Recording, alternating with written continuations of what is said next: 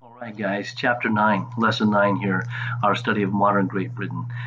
It's a pretty interesting chapter. I hope you liked it as much as I did. Here we begin to see Great Britain really moving even more to a democratic society or even a mass democracy.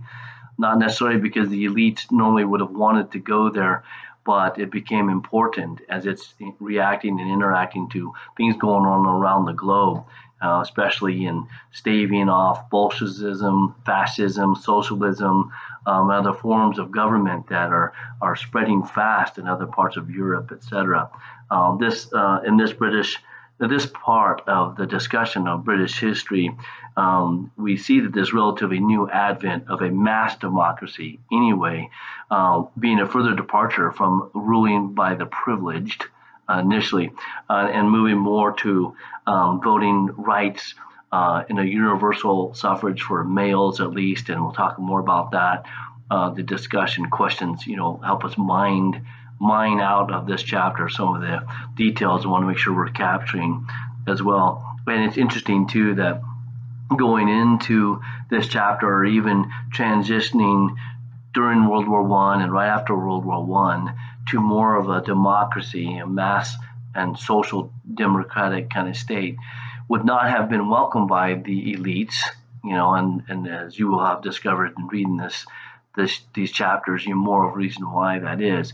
But it's interesting how those, even like Stanley Baldwin, a future prime minister, then during this era, even proclaimed that democracy was a British invention, and proudly touted it as being British. So we go from resisting a mass democracy concept to eventually it changing so much where now they're heralding it as a British invention. It's kind of a fascinating change of events here. Diving into it, of course, we will discuss, the effects of the Great War, World War One, on politics and how that was a catalyst to some of this change. In addition to even within those changes, what we see parties having to do, political parties having to do to change how they're reaching voters and so forth. Pretty interesting discussion. And also then too why the masses at times were still considered unfit or even being corrosive to a democratic process. So really interesting discussions, and as we dive in, I want to bring up first, even responding to the first question, the study question. Let me just read it directly. Was what was the impact of the First World War on British popular politics?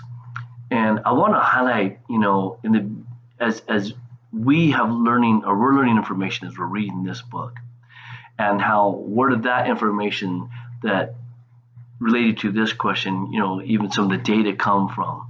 Well, enjoy the author mentioned right away again that in the 30s, fast forward here just for a second, out of the World War One era to the 30s, with his mentioning of mass observation and that science, that social science, that the mass observation in the 1930s helped them kind of look back to kind of help explain what had happened in Britain economically, politically, socially, etc. And it's the use of kind of those lenses that looked back and then came to some of these conclusions that we're reading about now. There's some things that shape politics, etc. I think that's key to kind of see the author's mention of that. And at the outset of and during the Great War, the reluctance by the governing elites to extend suffrage at all, let alone to where it did extend to, was still being they were reluctant to do that. But because of the social circumstances, global circumstances, as I mentioned, they were kind of forced to move those directions. An example of this would have been during the war, World War One, where you have many men off to war. So in some ways, you could, in some areas of industries, there could have been labor shortages and so forth. And this paved the way for certain groups like trade unions, the working class at that time, including even women in the working roles during that time during World War One. It gave them an audience that they had not had privilege of before, audience with those in the governing seats, so to speak.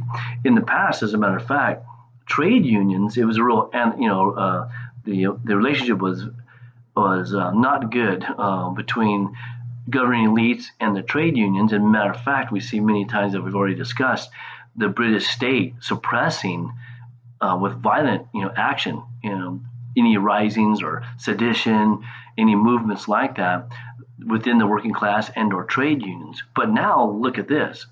During World War One, they're invited to be sitting at the table in discussion and planning on how they're going to be getting through this war and so forth.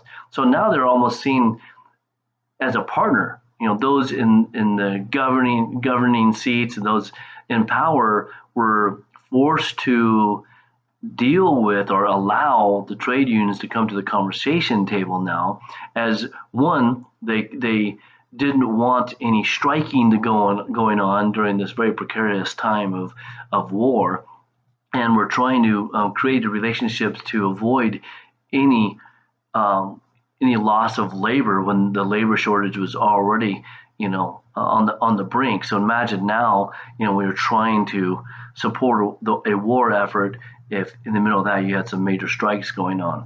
But it allowed the trade unions to come to the table like never before, and that is some territory that they gained that they'll never lose. As a matter of fact, it just increases for them at the end of the war and so forth, where trade unions, people in the working class, including women, actually won improvements with regards to pay, treatment, benefits, working conditions, etc. Another key aspect to politics changing as an effect of World War One. Also, want to make sure I'm mentioning the Representation of the People Act of 1918. Here we're at the close of World War One, and another huge impact that we recognize from World War One with this act, the Representation of People Act 1918, where as a result of World War One, you see Britain saying thank you universally, at least to the male suffrage standpoint, thank you to all those vets and all the war effort, all the things that had been going on around the British Empire. And this was a thank you in a sense to them, especially to veterans, but also, as the book pointed out, to working class men and even some subsets of women groups. For example, those who had served in the cause of the war effort through the Red Cross or the Auxiliary Army Corps. So even some of those groups of women got the right to vote. But either way, it's important to recognize this act of 1918 as a consequence and a direct result of World War One in shaping politics and giving more people the vote than had ever been given before. And we can really keep that date not only as the end of World War One, but universal suffrage for males in 1918 with that act. Another motivation, I already mentioned, but even in responding to this question specifically, would have been not only just the thank yous and coming to terms with how to get through the war with the trade unions and so forth, but as we had seen a little bit before World War One, during World War I, and then afterwards, is the rise of these other forms of government, Bolshevism in Russia, related to the 1917 revolution that was experienced in Russia. We see fascism, communism, socialism, of these other isms that are sweeping, especially the continent of Europe. And so British elite would have also seen moving in these directions, placating to give out additional voting privileges to others, especially as a male suffrage, so forth, as another strategy to stem the tide of this wave of all these other isms, to keep those at bay and to have a democracy in place instead. And it would have been a very key part to their strategy. Turning back to some of my notes, I thought it was also really interesting how our author here spent some time kind of giving us a picture of the masses, just kind of some of the things that were going on in the culture that were different in this day, different than had seen before in British society, related to the masses. He points to football, the football games, the soccer matches, and how that increased during this time, and it represented, where thousands are coming together.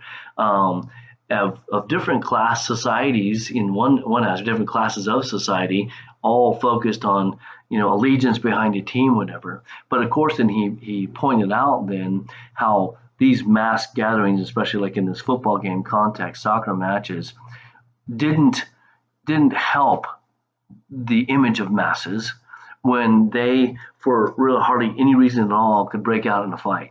Throw food at each other, throw something at somebody else because they cheered for their team. Frequently, there was violence, and definitely, a rough crowd to be a part of. And well, these kind of things, sure didn't help the image of the masses, and especially the images of masses being involved in politics and in voting and helping rule the country. I also thought it was neat and unique, his mentioning of even how in theaters, how they instituted kind of the rules of how to participate in a theater. The organization were brought to how you entered the theater, where you sat, having everybody have an individual seat. Whereas before, lots of other public situations where people just crowding in and standing around, and it's just kind of like come as you go and make it happen on your own kind of thing, where much more organization was beginning to happen in these public arenas or these mass gatherings. And the author highlighted this, even talking about the music halls and the theaters, where the masses were kind of trying to be organized, so to speak, organizing the audience. He talked about that on page 313, for example. Back to the football clubs, historically, I just find it fascinating because I'm a big soccer fan as well, especially the Premier League, by the way, is the understanding how some of these clubs came about, like chapels and churches. Everton representing a club formed by a chapel, Southampton representing a club formed by a church, or these other clubs that were sponsored by an employer, like the city of Manchester City, and that's a famous team, one of my favorite teams, Man City, for example, or another company, sponsoring Arsenal as a club. I just thought that was fascinating, being a soccer person as well. But with regards to other things that were shaping up, we see these organizations of the school day and how that became a little more systemized. We see things in the factory and factory acts during the time, giving order more than it had been, and represent better working conditions and some improvements for those working in factories and so forth. And it was kind of amusing too to see the role of the knocker up. I don't know if you caught that on page 311, but where this was a time before alarm clocks and people had individual alarm clocks. Well, with this new systemization of a work day and how many hours worked and so forth, there was a designated employee of a factory whose role is called a knocker up, and he got up way before everybody else, so he'd go around knocking on doors or rapping on the window to make sure you're getting up and getting ready to come to work. I thought that was kind of a clever thing. They said even some of these areas, a knocker up role lasted all the way until the 1950s. I thought that was pretty interesting to point out. It also mentioned on page 312, some we've discussed in the past, back to British pagan days and the entrenchment of some of these customary cultures, these odd cultures. He mentioned this in light that as factory workers were gaining holidays and paid holidays, some of them were specifically associated with Wakes Week, which is absolutely from the customary culture past, which was part of that kind of unruly, rules are off the table kind of week.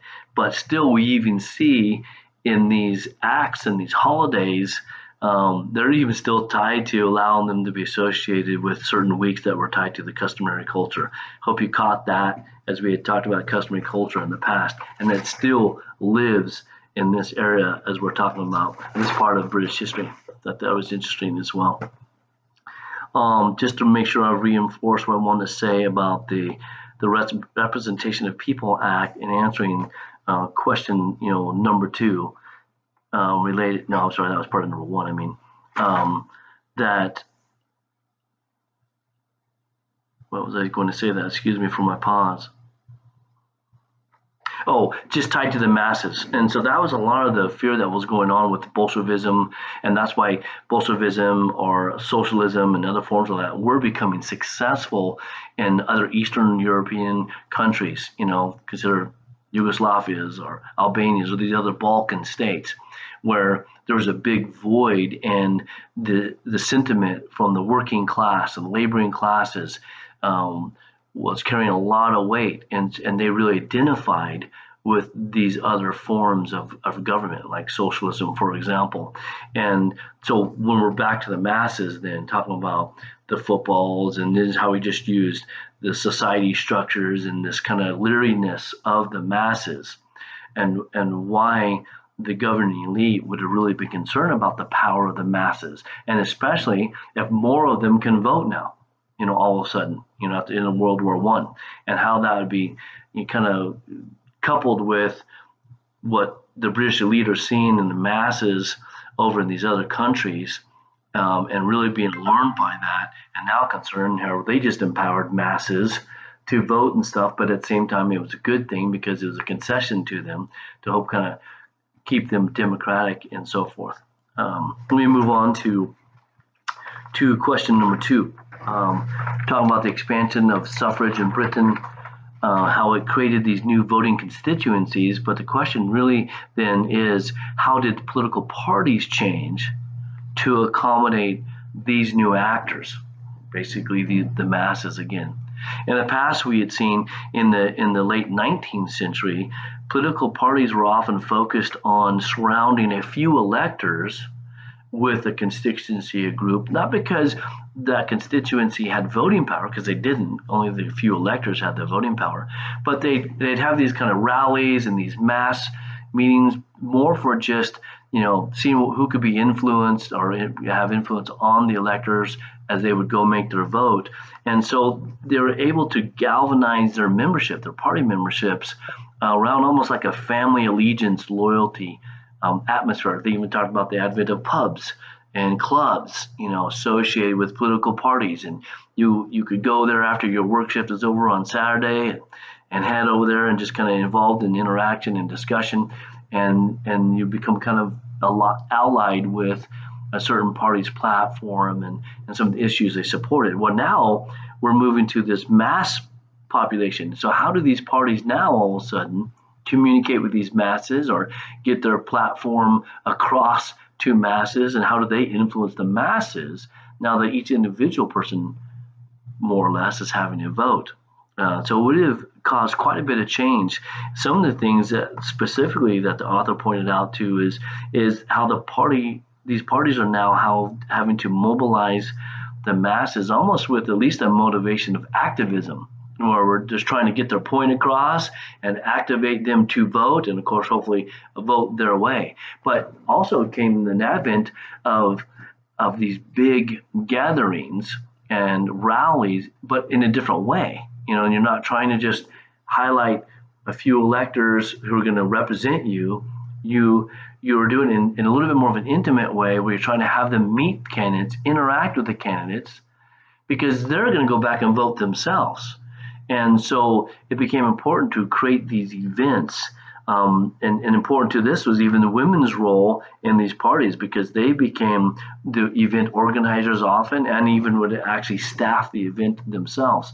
Women didn't have a universal right to vote yet, but they played a key role in helping organize these political events and even staffing the events. I thought that was key to mention as well. And the whole point of this, again, is try to introduce candidates much more intimacy to the voter. Additional measures to endure and manage the masses would have to do with campaigning and getting people to register to vote. And these parties, and the thing that's key to mention, also came up with manuals teaching others how to replicate the campaigning process, how to get voters to to register, and even would have created pamphlets, and manuals that would have represented what they're trying to communicate, how they would see vision of British life and what should change, when it comes to politics and voting. Really fascinating things to look at through the lenses of parties and how they would have had to change, along with all of a sudden more people, a lot more people having the power to vote. The third question that we got into was, why was mass culture thought to be corrosive of democratic politics? Talking about, and the way he introduced the scenes of these mass communications, advertising, commercialization of the masses, centered around entertainment like football and theaters and so forth, that part of the concern is that the masses were too easily influenced, that maybe they're not so bright and their intelligence level is low enough, that they could be easily influenced. But then coupled with that concern would be that if one strategy or if a media group, let's say, were really effective at communicating and helping sway voters their direction, that absolutely represented a whole unique kind of power, that maybe this entity couldn't vote for them anymore. But if they could mobilize a lot of voters by effective communication, effective media, commercialization, etc., then they would have achieved a very powerful result. And so that became a whole other strategy too, and or a concern, and especially related to if the intelligence of the masses, were intelligent enough, behaved well enough, were civilized enough to make good, rational decisions when it came to voting. So that would have been a part of their a concern of when it comes to discussion on a corrosive democratic effect, on the masses themselves. Collectively, the masses were stereotyped as apathetic, uninformed, and irrational. Even at one point, it was even said a species of ape. That's pretty drastic description of a sentiment towards the masses and your confidence or not, if they can effectively be a part of this democratic process. I'm looking forward to reading your guys' responses to this as well, and seeing some of the things that you pulled out, in addition to the things I'm mentioning here. Want to go next to highlighting women in politics here for a moment. I mentioned already the role they played in party movements and how the parties are having to shift on how they organize the events and stuff. But it was also very important too to see the women's suffrage movement had even escalated at different points for women, to the point where some of them were imprisoned. We see on page 327 some of these groups, having a slogan like "Votes for Women and Chastity for Men," as they continue to see the hypocrisy, of men supposed to being the responsible ones, and yet, even gave statistics, of being infected with disease and everything because of their irresponsibility or lack of fidelity, where women in the meantime were supposed to continue to be committed to the marriage and pure and raising this great British race and so forth, but weren't even getting the votes. So I thought that was kind of interesting. It's kind of a slogan. And then we see imprisonment. We see imprisonment of women. Well, there's even a graphic image illustration, as to say, of one of these women being imprisoned, and then in prison, her child continuing to try to make a statement by refusing to eat. And then this illustration is of two men and one lady. If you notice, the lady had keys on her waist, so she must have been the warden, force feeding this woman prisoner, who had chosen not to eat, to continue her statement for and cause for women's suffrage. So it's interesting how those kind of like more drastic levels were being taken even by some women during this time. Contrast that too, there were also, interestingly enough, women that really had an anti-suffrage platform for women as they continued to communicate and define roles of women that should be committed to and focused on the household, be involved at a local level in charity and social situations, maybe even locally focused on helping with some political parties, etc. But this was another group of women that really didn't see women's votes as needed, let alone advocate for it. Other sentiments or rationale against a woman being a voter, that they're too irrational, they're subject to too much emotion, they're subject to biological rhythms. Some of these sentiments that were against supposedly women having the ability or even the capability of being voters. But we see in 1928, finally, women get the right to vote as well with the Equal Franchise Act of 1928. It's discussed further on page 332. In addition, we see the continuing rise of labor movements and unions now fighting for their members.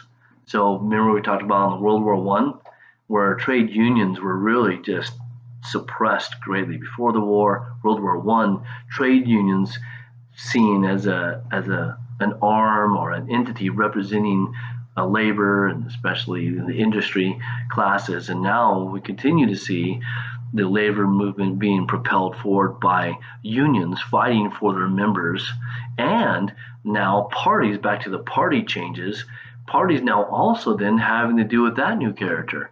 They now are having to court unions and help get unions on their side and help communicate to unions what their platform is and their vision for British life. And so we see the role of the unions continue to increase and how the parties and politics are shifting around that as well. We see the advent and this new uses of hunger marches come on the scene. Page 334, talking about the hunger marches. Started off in boot factory workers where they decide just to march. And again, now the hunger marches are associated typically with unemployed. So not complaining about working conditions and abuse or anything like that per se.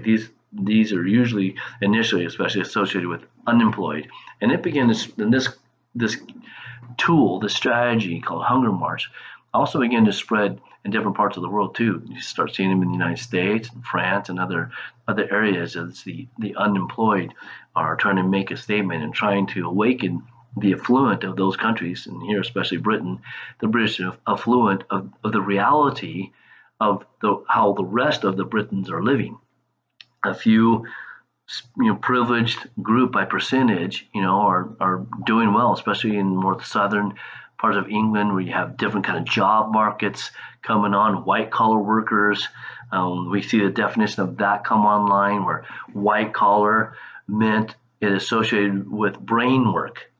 And brain work was then equal to even be more exhaustive and even more draining than manual labor. So you have the blue collar worker, which is associated with manual labor, and the white collar worker, which is associated with brain work coming out of this era. Pretty fascinating as we still use those terms today. So we see this great labor unrest where we see waves of strikes by not just kind of miscellaneous industry or groups, but really these waves of this general unrest were industries that were vital to the economy, mining, railways, the docks. So they had a strong say because of also what they're representing. So there's really a fascinating discussion with all this in this chapter, and especially how World War I played a role in having Britain move towards a social democratic society, away from imperialism. Then you have the liberal political economy we've been talking about, but still with not much concession to others for voting rights and so forth. We're a big shift now to where much more of the masses have voting power, and now how the society, politically especially, also adjust to that advent. I enjoy reading your discussions on these subjects as well.